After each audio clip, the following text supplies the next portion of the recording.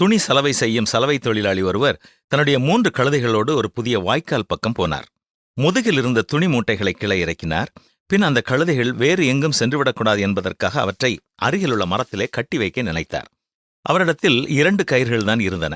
அவைகளைக் கொண்டு 2 கழுதைகளை மரத்தில் கட்டினான். 3வது கழுதை தப்பிவிடக்கூடாது என்பதற்காக கயிறை தேடினான், கிடைக்கவில்லை. தூரத்தில் ஒரு சாது உட்கார்ந்து இருப்பதை கவனித்து அவரிடத்தில் போய், ஐயா, கயிறு ஏதாவது இருக்கிறதா? நான் துணி துவைத்து கரையேறும் வரை இந்த கழுதை வேறு எங்கும் சென்று விடாமல் கட்ட வேண்டியது இருக்கிறது என்று கேட்டான். அதற்கு அவர், என்னிடத்தில் கயிறு இல்லை, ஆனால் ஒரு ஆலோசனை சொல்கிறேன் கவனி. அடுத்த 2 கழுதைகளையும் நீ மரத்தில் கட்டும் பொழுது அப்படி கட்டுவதை 3வது கழுதை நன்றாக கவனிக்கட்டும். பின் அதையும் கட்டுவது போல நீ பாசாங்கு செய் என்று சொல்லி அனுப்பினார். அந்த சாது சொன்னதைப் போலவே இந்த சலவை தொழிலாளரும் செய்தார். 3வது கழுதை அசையாமல் மற்ற 2 கழுதைகளோடு நின்றது. பின் தன்னுடைய வேலைகளையெல்லாம் முடித்து திரும்பும் பொழுது 2 கழுதைகளையும் கயிற்றை அவிழ்த்து அழைத்த பொழுது அவை நடக்க ஆரம்பித்தன. ஆனால் 3வது கழுதையோ அசைய மறுத்தது.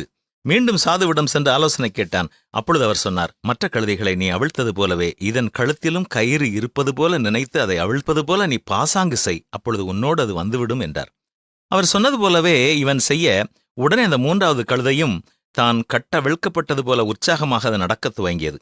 நம்முடைய மனதிலும் பல கற்பனை கயிர்கள் இருக்கின்றன. ஆனால் உண்மையில் அவைகள் இல்லை. உண்மை வாழ்க்கையில் நாம் இவ்வளவுதான் இந்த காரியத்தில் செய்ய முடியும் என்ற தடை எதுவும் இல்லை. எந்த ஒரு தனி மனிதனும் எந்த ஒரு துறையிலும் மிக அதிகமாக செய்ய முடியும்.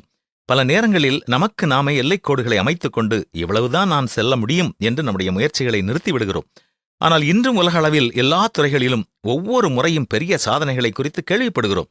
எனவே கடவுள் நமக்கு கொடுத்திருக்கும் தாளந்துகளை பயன்படுத்தி, திறமைகளை பயன்படுத்தி நம்மால் இன்னும் சாதிக்க முடியும் என்ற உணர்வோடு முயற்சி எடுக்க வேண்டும்.